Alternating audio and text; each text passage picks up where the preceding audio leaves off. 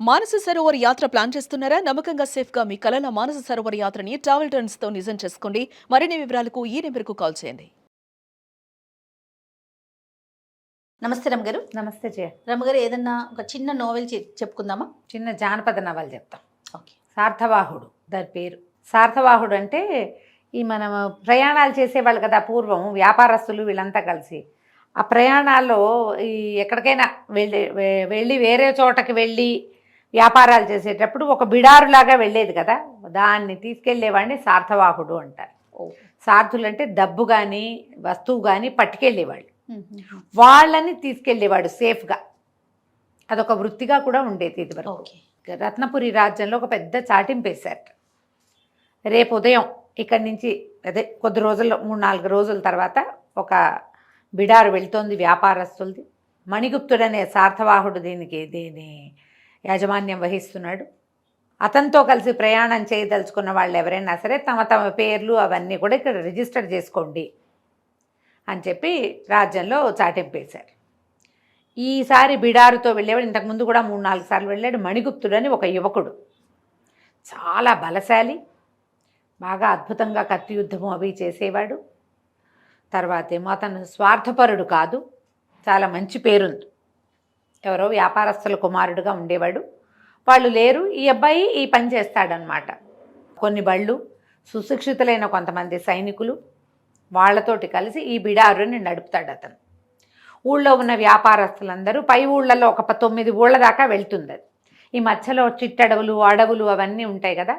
ఈ సార్థవాహుడు ఎవరైతే తీసుకెళ్తాడో వీళ్ళకి ఆ అడవుల ఆనుపాను తెలిసి ఉండాలి, ఎక్కడెక్కడ నీళ్లు దొరుకుతాయో తెలిసి ఉండాలి. ఈ కర్వ్ ఇప్పుడు చూడు, మనం ఎక్కడైనా రోడ్డు మీద వెళ్తుంటే యాక్సిడెంట్ జోను గోస్లో అని రాసి ఉంటుంది. అది ఎట్లా తెలుసు వాళ్ళకి? అక్కడ ట్రై చేయటం వల్ల. వీళ్ళకి అది తెలిసి ఉండాలి, ఎక్కడ జంతువులు ఉంటాయి, ఎక్కడ జంతువులు ఉండవు, ఎక్కడ అడవి, ఏ సమయానికి ఎంత వేగంతో వెళ్తే మనం ఆ సమయానికి అక్కడ చేరగలుగుతాము, మధ్యదారిలో ఎక్కడైనా భోజన సదుపాయం ఉందా, ఈ బిడారు విడవడానికి వీలుగా ఎక్కడుంది, జంతువులు లేని ప్రదేశము, నీళ్లు ఉండాలి, చెట్లు ఉండాలి, చకచకా నడవాలంటే ఎన్ని గంటలు, ఎంత సమయం, ఇలాంటి అవగాహన బాగా పుష్కలంగా ఉన్నవాడే ఈ పని చేయగలడు. ఈ మణిగుప్తుడు చిన్నప్పటి నుంచి అట్లా తిరిగినవాడు, అందుకని అతనికి బాగా తెలుసు. అతనితో ఉన్న వాళ్ళందరూ కూడా అతనిలాగానే మంచి వీరోచితమైన విద్యలు వచ్చిన వాళ్ళే ఉన్నారు. అందరికీ జీతాలు వస్తాయి, అతనివి కొన్ని బళ్ళు ఉంటాయి. ఈ బిడార్లో చేరదలుచుకున్న వాళ్ళు కూడా తమ తమ బళ్ళని దాంతో కలిపేసుకోవచ్చు. ఆ బళ్ళల్లో జనాలు తమ సామాన్లు వేసి పక్క ఊళ్ళకి పంపటం, పిల్లల్ని కాపురాలకి పంపేవాళ్ళు, తర్వాత నాట్యాలు అవి చేయటానికి వేరే వేరే ఊళ్ళలో నాట్య ప్రదర్శనలకు వెళ్తారు. వాళ్ళు కూడా సేఫ్టీ కోసం ఈ బిడారుతోటే వెళ్తారు. వాళ్ళ 3 బళ్ళు, వాళ్ళందరూ భోజనాలు వంటలు మొత్తం సామూహికంగా జరుగుతాయి. ఇవి మధ్యలో ఇందులో బ్రాహ్మణులు ఎవరైనా ఉంటే వాళ్ళకు ఒక సెపరేట్ పద్ధతి ఉంటుంది. మిగిలిన వాళ్ళంతా కలిసి వండుకుని తింటారు. ఈ వండడానికి కూడా వండేందుకు మనుషులు వేరు, భోజనానికి ఏర్పాటు వేరు. ఇప్పుడు మనం ట్రావెల్స్ వాళ్ళు చేయట్లా, అవునండి, పెంట్రీ కార్తో ట్రైన్లలో అలాగా పద్ధతి ప్రకారం జరుగుతుందన్నమాట. అయితే ఏ రోజైతే ఈ బిడారు బయలుదేరుతుందని చెప్పారో ఆ ముందు రోజు రాత్రి ఈ రాజ్యంలో రత్నగిరి రాజ్య యువరాణి మాధవసేన, ఆవిడనెవరో అపహరించారని ఒక వార్త వచ్చింది బయటికి. రాజ్యం అంతా అల్లకల్లోలంగా ఉంది. రాజు వాళ్ళ వ్యవహారం వాళ్ళదే, వీళ్ళ వ్యవహారం వీళ్ళదే. వ్యాపారస్తులు ఎవరి దారిని వాళ్ళు అందరూ వచ్చేసి బిడారు ఎక్కడి నుంచి మొదలవుతుందో అక్కడికి బళ్ళు వచ్చేస్తాయి. మొత్తం ఒక 60-70 బళ్ళు, కొన్ని చిన్నవి కొన్ని పెద్దవి, అన్నీ ఎడ్ల బళ్ళు. తర్వాత వీటితో పాటు కాల్బంట్లు నడిచేవాళ్ళు, కొంతమంది గుర్రాల మీద. వీళ్ళు సాయుధ భటులు ఉన్నారు కదా, దీంతో పాటు వీళ్ళంతా గుర్రాలతోటి తయారయ్యారు. ముహూర్తం ప్రకారం తెల్లవారుజామున కొబ్బరికాయ కొట్టుకుని గుమ్మడికాయ దిగదొడుచుకుని వీళ్ళు బయలుదేరి వెళ్ళిపోయారు. మాధవసేన అపహరించబడింది అని ఊళ్ళోకి తెలిసిపోయింది. వీళ్ళల్లో కొంతమంది పూర్వ సైనికులు కూడా ఉన్నారు, 2-3 సీనియర్ సైనికులు ఉన్నారు వీళ్ళ గుంపులో. వాళ్ళకి తెలిసింది యువరాణి అపహరించబడిందని. ఆ వేగులంతా తిరుగుతున్నారని. వీళ్ళ పని వీళ్ళదే. మామూలుగా ఇక్కడ ఏవో జరుగుతూ ఉంటాయి, కానీ ఎవరి దారిన వాళ్ళు రైళ్ళు ఎక్కేవాళ్ళు, ప్రయాణాల వాళ్ళు వెళ్తూనే ఉంటారు కదా. వీళ్ళు బయలుదేరి వెళ్ళడం మొదలుపెట్టారు. రకరకాల ప్లేస్, ఈ ఊరు దాటేసరికల్లా ఇక పొద్దున్నే బయలుదేరారు కదా. మధ్యాహ్నం భోజనాల వేళకి ఒక చోట ఎండ తక్కువగా ఉండి చెట్లు ఎక్కువగా ఉన్న చోట చేరారు. మొదటి రోజు తెచ్చుకున్న భోజనాలు చేసేసారు ఎవరి వాళ్ళే. కొంతమంది వాళ్ళే తెచ్చుకున్న వాళ్ళు ఉంటారు. వీళ్ళు ఎలాగో పని, వీళ్ళు ఉన్నారు కదా సైనికులు, వీళ్ళకి భోజనం కావాలిగా. వీళ్ళ భోజనపు ఏర్పాట్లు అవి జరుగుతున్నాయి. వీళ్ళు ఎలా చేస్తారంటే ఈ బళ్ళు ఇంట్లో గుండ్రంగా ఆపి జనమంతా మధ్యలో ఉంటారు. సైనికులు బండికి అవతల వైపు బయట వైపున ఒక లైన్ లాగా సైనికులు ఉంటారు. గబుక్కున జంతువులు వచ్చినా ఎవరైనా వచ్చినా తర్వాత ప్రతిసారి వీళ్ళు ముందెళ్తుంటే 2 లేదా 4 గుర్రాలు బాగా స్పీడ్గా ముందుకెళ్ళిపోతాయి. బళ్ళు స్లోగా నడుస్తాయి కదా, బండితో పాటు నడిచే కాల్బంట్లు ఉంటారు, బండితో పాటు నడిచే బళ్ళతో పాటు నడిచే గుర్రాలు ఉంటాయి. ఒక 4 గుర్రాలు ముందు వెళ్ళిపోతాయి. వెళ్ళిపోయి ముందు పరిస్థితి ఏమిటో చూస్తారనమాట. అక్కడేవో జంతువుల ఆనుపానులు కనపడుతున్నాయి, అక్కడెక్కడో పరిస్థితి బాగుండలేదు, ఇలాంటివి చెప్తారు. వచ్చి ఇద్దరు ముందుంటారు, ఇద్దరు మళ్ళీ వెనక్కి వస్తారు. ఆ తిరుగుడికి వాళ్ళకి జీతాలు కూడా ఎక్కువ.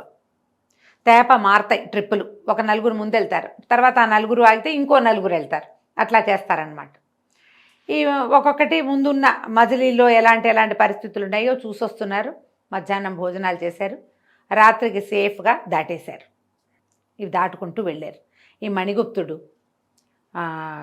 గుర్రంతో ఒకసారి చుట్టూ అంతా చూసుకోవటం, ఒకసారి ముందుకు పరిగెత్తుకుని వెళ్ళటం, మళ్ళీ వెనక్కి రావటం, అట్లా ముందుకి వెనక్కి వస్తూ మధ్యలో ఎవరో చిన్నపిల్లల వాళ్ళు ఉంటే వాళ్ళల్లో పిల్లలు ఇద్దరు ఏడుస్తుంటే వాళ్ళని కాసేపు గుర్రం మీద కూర్చోబెట్టుకుని తిప్పి చల్లగాలికి పిల్లలు ఏడుస్తుంటే అదే అలా ఒక జోల్లాగా వేసి ఆ జోల్లో పిల్లాడిని వేస్తే వాడు ఊగుతూ నిద్రపోతాడు.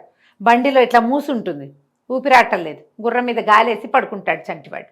అట్లా కూడా చేస్తూ ఒక్కొక్కళ్ళని అందరినీ కనుక్కుంటూ తీసుకెళ్తున్నాడు. 2-3 రోజులు గడిచినాయి. మొత్తం ఇది ఇంచుమించుగా ఒక 7 రోజులు యాత్ర. 7వ రోజుకి వీళ్ళు చేరిపోయారు. ఈ మధ్యలో అప్పట్లో అన్నట ఈ దారుల్లో ఇప్పుడు మనకి దేవాలయాలు ఎట్లా ఆంజనేయ స్వామి గుళ్ళు అవి కనపడుతున్నాయి, ఈ యాత్రికుల సంరక్షణార్థము కొన్ని దేవాలయాలు కొన్ని సత్రాలు నిర్మించబడి ఉండేవిట. ఈ తర్వాత మాణిభద్రుడు అనేటువంటి ఒక యక్షుడు యాత్రికులకి రక్ష. ఆ మాణిభద్రుడి దేవాలయాలు ఉంటాయి. అది ఎట్లా ఉంటుందంటే ఒక గూడు లాంటిది ఉండి ముందుకు ఒక వరండా లాంటిది ఉంటుంది. ఓ 4 మనుషులైతే ఆ గట్టు మీద పడుకోవచ్చు కూడా. ఆ ప్రాంతాల్లో తిరిగే వాళ్ళు ఏ రోజుకు ఆ రోజు వచ్చేవాళ్ళు అక్కడ దీపం పెడతారు. సాయంకాలం 2 కాగడాలు వెలిగిస్తారు ఈ దేవాలయాల దగ్గర. మాణిభద్రుడు ఈ దాటడం కూడా ఒక గుడి దాటామంటే కొంత దూరం వచ్చేసినట్టు గుర్తు. మామూలు వాళ్ళకి ఏం తెలియదు కదా, మనం ఇక్కడి నుంచి అక్కడికి వెళ్ళే లోపల ఒక 5 గుళ్ళు రావాలి, 5 ఆలయాలు. 4 వచ్చినాయంటే ఇంకొకటి ఎక్కువ దూరం లేదు, మనం కిలోమీటర్లు చూసుకుంటున్నాగా అట్లా చూసుకుంటారు. ఈ దారిలో ఉన్న సత్రాల్లో కూడా కొన్నిసార్లు భోజనం చేశారు, వెళ్ళిపోయారు. జనాల్ని దింపేశారు వీళ్ళు. ఒక్కరోజు రెస్ట్ తీసుకున్నారు. ఇప్పటికి 7 రోజులు గడిచింది బయలుదేరి. తిరిగి మళ్ళీ బయలుదేరారు. అట్నుంచి వచ్చేటప్పుడు రిటర్న్ ట్రిప్ కదా. ఈ రిటర్న్ ట్రిప్లో ఆల్రెడీ వెళ్ళిన వాళ్ళే వస్తారన్న గ్యారంటీ లేదు, కొత్త వాళ్ళు ఉండొచ్చు. ఈ ఊళ్ళల్లో ముందు దిగబడిపోయిన వాళ్ళు, ముందు ట్రిప్పులో వచ్చిన వాళ్ళు ఉంటారు కదా, వాళ్ళు యాడ్ అవుతారు. యాడ్ అయ్యి మళ్ళీ వస్తున్నారు వెనక్కి. కొంత దూరం వచ్చిన తర్వాత ఒక 4 రోజులు ప్రయాణించిన తర్వాత 2 సైనికులు ముందు 4 వెళ్తారు కదా, వాళ్ళల్లో 2 వెనక్కి వచ్చారు. ప్రభు, దారిలో ఒక చోట ఒక యువతి గొంతు వినపడింది మాకు, రక్షించండి అంటోంది. మనిషి అయితే కనపడలే, అదేమో చీకటి పడిపోయింది. వీళ్ళు రాత్రి 9-9:30 దాకా ప్రయాణిస్తారు. కొంచెం వెన్నెల కాలం దగ్గర పడింది కాబట్టి పర్వాలా, 9-9:30 10ంటికి ఇంకా చెయ్యరా, 9 గంటలకు ఎక్కడో చోట విడిచి భోజనాలు చేసేసి పడుకుంటారు. చీకటి పడిపోయింది కానీ వినపడింది 2 సార్లు 3 సార్లు. నేను ఒక్కడనే విన్నాను అనుకున్నా, తర్వాత వీళ్ళు కూడా విన్నారు. సరే ఇతను ఏమన్నాడు చూద్దాం అనుకున్నాడు. వీళ్ళు ఒక చోట 9 అయిపోతుంది, విడిశారు. ఎవరి దారిని వాళ్ళు వంటలు భోజనాలు చేస్తున్నారు. ఈ ముందు గుర్రాల మీద 2 వెళ్ళారు కదా, వాళ్ళిద్దరిలో ఒకడు వెనక్కి వచ్చాడు. ప్రభు అక్కడ వినపడుతుంది, పరిగెత్తారు. అక్కడికి పరిగెడితే దూరంగా వీళ్ళకి ఏం కనపడింది, ఒక చీర కదిలినట్టు తెలిసింది. తర్వాత వెనకాల 4 మగ మనుషులు పరిగెడుతున్నారు. ఈ మణిగుప్తుడు గబుక్కుని ఏం చేశాడు, వీళ్ళు చూస్తున్నారు, వీళ్ళకేం సంబంధం లేదు, వాళ్ళు ఎవరో తెలీదు. ఆ ముందు వెళ్ళినది యువతిగా అర్థమైంది మణిగుప్తుడికి. ఎవరైనా ఈ చుట్టుపక్కల పల్లెల్లో ఉన్న ఆడపిల్లని ఈ దౌర్భాగ్యులు రోడ్డు మీద వెళ్ళే వాళ్ళు ఎవరో, దారిలో వెళ్ళే వాళ్ళు ఎవరో, అడవుల్లో వాళ్ళు చెరబడుతున్నారేమోనని ఇతను ఇంకా వాళ్ళు రాకముందే పరిగెత్తుకుంటూ వాళ్ళ వెనకాల వెళ్ళిపోయాడు. ఇప్పుడు యజమాని వెళ్తుంటే వీళ్ళు వెనకాల ఎందుకు ఆగుతారు? వీళ్ళు కూడా ఏం చేశారు, పట్టండి రా, బల్లాలు తీయండి, కత్తులు తీయండి అని 2 బల్లాలు కత్తులు పుచ్చుకొని వాళ్ళు కూడా 4 గుర్రాలు వదిలిపెట్టి అతని వెనకాల పరిగెత్తారు. పరిగెత్తి బాగా ముందుకెళ్ళి ఎట్నుంచి వీళ్ళు కదులుతున్నారో ఒక చెట్టు వెనకాల కొద్దిగా ఆగాడు. ఆగేసరికల్లా ముందు ఒక యువతి అతనికి కనపడింది. దూరం నుంచి చూస్తే ఆమె మంచి నాజుగా పొడగరి, సన్నటిది, ఏదో ఒక పాత ఒక మామూలు సింపుల్ చీర కట్టుకున్నట్టే కనపడుతోంది. ఈ చీర వస్త్రధారణ నగరాల్లోది కాదు, ఏదో పల్లెల్లోది. మనిషి చూస్తే అసాధారణమైన పొడుగు వెడల్పు చూస్తే ఏమో పల్లెటూళ్ళలో ఉండే పిల్ల బలశాలిగా లేదు, నాజుగ్గా ఉంది. బాగా దగ్గరికి వెళ్ళాడు, వెన్నెల రాత్రి కదా, దగ్గరికి వెళ్ళేసరికల్లా అతనికి తెలిసింది ఎవరో సౌందర్యవత అయిన యువతి. ఆ ఒంటి మీద నగలు నాణ్యాలు ఏం లేవు, ఒక తేత రంగు చీర కట్టుకుని ఉంది. కానీ ముక్కు మొహం చాలా బాగున్నాయి. ఆమె ముక్కుకొక ముక్కు పొడకుంది, అది బాగా మంచి మెరుపుగా ఉంది. ఆమె మొహం కదిలినప్పుడల్లా వెన్నెలబడి మెరుస్తోంది. ఆమె యొక్క సౌందర్యం ఈయనకు అర్థమైపోయింది, ఇది చాలా బాగుంది మనిషి అని. ఇప్పుడు ఇంత నాజూకు సౌందర్యం ఈ ఊళ్ళల్లో ఉండే అవకాశం లేదు. ఇక్కడ బాగుంటారు మనుషులు ఇక్కడ కూడా, కానీ వాళ్ళు బలశాలులుగా ఉంటారు, పనిపాటలు చేసేవాళ్ళు. ఈ సోగదనము అవి చూస్తే ఇది పని వచ్చిన రకంగా కనిపించటల్లా. ఇంకొంచెం దగ్గరికి వెళ్ళేసరికల్లా వెనకాల నుంచి ఎవరో పరిగెత్తుకొచ్చేసారు. రావటం ఏమిటి, ఇతని మీద పడ్డారు. ఇతను అడ్డం పడిపోయాడు వెనక్కి తిరిగి. ఈ కత్తి తీశాడు. ఇక పోరాటం జరుగుతుంది, వదిలిపెట్టి వెళ్ళిపోమంటున్నాడు అవతలవాడు. నువ్వు ఎవడవో, నీ దారి నువ్వు పో, వెళ్ళిపో మమ్మల్ని వదిలిపెట్టి, నీకు సంబంధం లేని విషయం ఇది అని కేకలు పెడుతుంటే అవతలవాడు కూడా అప్పుడు ఇతనికి అర్థమైంది, వీడు మామూలు పల్లెటూరు వాడు, ఈ కొండదారులలో తిరిగేవాడు కాదు, వీడు సుశిక్షితుడైన సైనికుడు. వాడి కంఠంలో కూడా ఏదో రాజదర్బార్లో పనిచేసేవాడి గొంతు, అది అధికారి గొంతు వేరేగా ఉంటుంది. రోడ్డు మీదకు తిరిగే కుర్రాడు కాదు. ఇతనికి తెలిసిపోయింది. ఎప్పుడైతే ఇతని మీదకి తిరగబడ్డాడో ఆ 2 దెబ్బలు పడేసరికల్లా అతని మనుషులే ఒక 4 వచ్చేసారు అవతల వాళ్ళు. ఆ 4 రాగానే మణిగుప్తుడి పని వాళ్ళు కూడా, ఇతని వెనకాల ఉన్న సైనికులు కూడా వచ్చి పడ్డారు. యథాశక్తి దెబ్బలు కొట్టేశారు. ఒకడు బాగా గాయపడ్డాడు మొదటివాడు, మిగిలిన 3 దెబ్బలు తిని అతన్ని మోసుకుని వెళ్ళిపోయారు. వాళ్ళ వెనకాల వీళ్ళు పరిగెత్తారు. కానీ ఈ మణిగుప్తుడు మాత్రం ఈ అమ్మాయిని ఎవరు ఏమిటి అని అడిగేసరికల్లా అమ్మాయి కాస్త గుటకలు మింగి, నేను రత్నగిరి అంతఃపురంలో పనిచేస్తాను, నా పేరు చెంప అని చెప్పింది. చెంపకవల్లి అని చెప్పేసరికల్లా రత్నగిరా, ఇంకా చాలా దూరం ఉంది, ఇక్కడికి ఎట్లా వచ్చావు నువ్వు అన్నాడు. అది కొద్ది రోజుల క్రితం అపహరించారు నన్ను, నేను వీళ్ళ చేతిలో పడ్డాను, మమ్మల్ని ఎక్కడో నన్ను దాచిపెట్టారు, నేను తప్పించుకుని వస్తున్నాను అంతే అనేసరికల్లా అప్పుడు గుర్తొచ్చింది ఇతనికి. తాము బయలుదేరే రోజున 7-4-11 రోజుల క్రితం యువరాణి మాధవసేన అపహరించబడింది.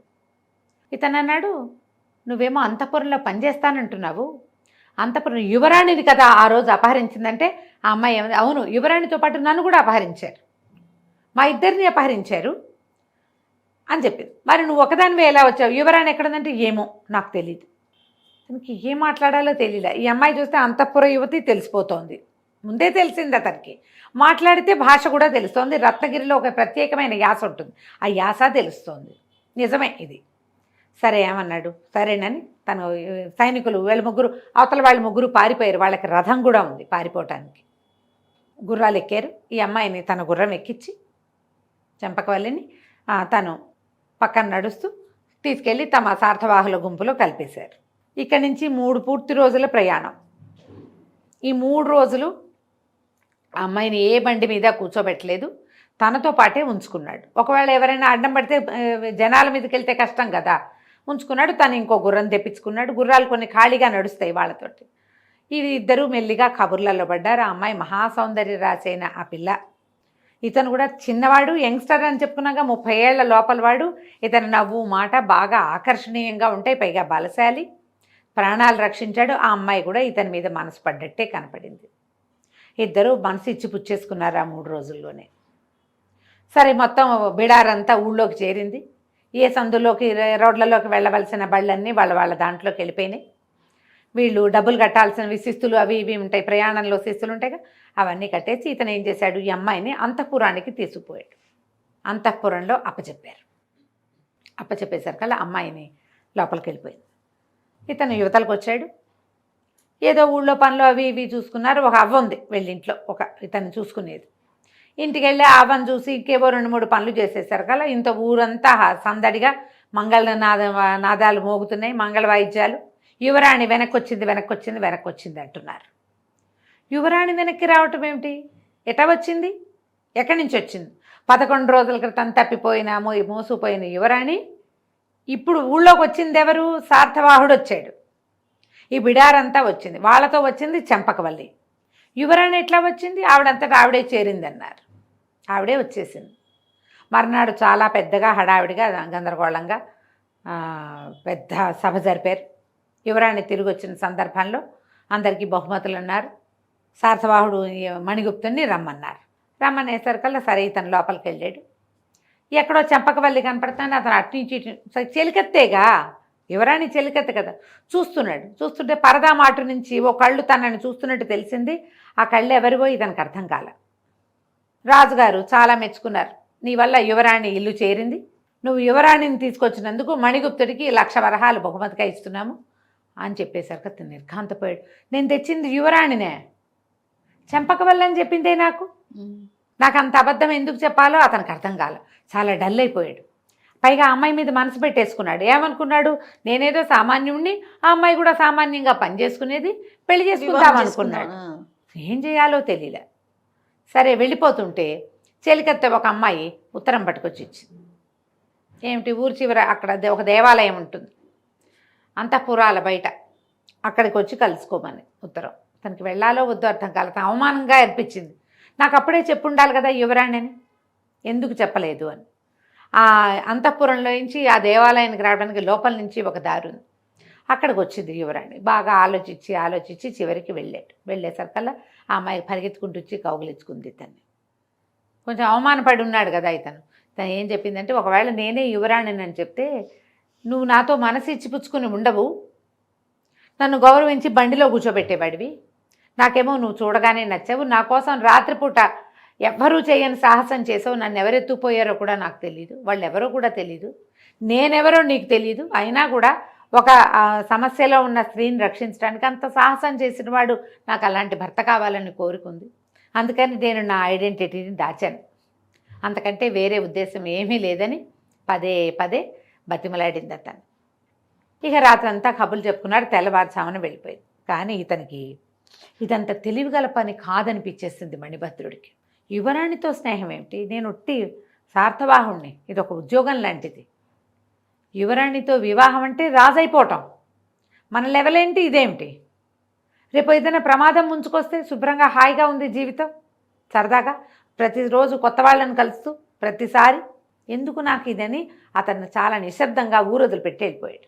అవ్వకు కూడా చెప్పకుండా బయట ఊరికి ఎక్కడికో వెళ్ళిపోయాడు. ఉత్తరాది వైపుకి ఊరికే యాత్రలు చేసుకోవడానికి అన్నట్టుగా వెళ్ళిపోయాడు. డబ్బులు చాలా ఇచ్చారుగా రాజుగారు, కొంత ధనం పుచ్చుకుని తన దారిని తను బయటికి వెళ్ళిపోయాడు. మర్నాడు మాధవసేన కబురు చేసింది కానీ ఇతను ఆ అమ్మాయికి దొరకలేదు. ఈ ప్రాంతం నుంచి వెళ్ళిపోయాడు. దీని తర్వాత ఏం జరిగిందో మనం రెండో భాగంలో చూద్దాం. తప్పకుండా రమ్మగారు. నమస్తే. నమస్తే.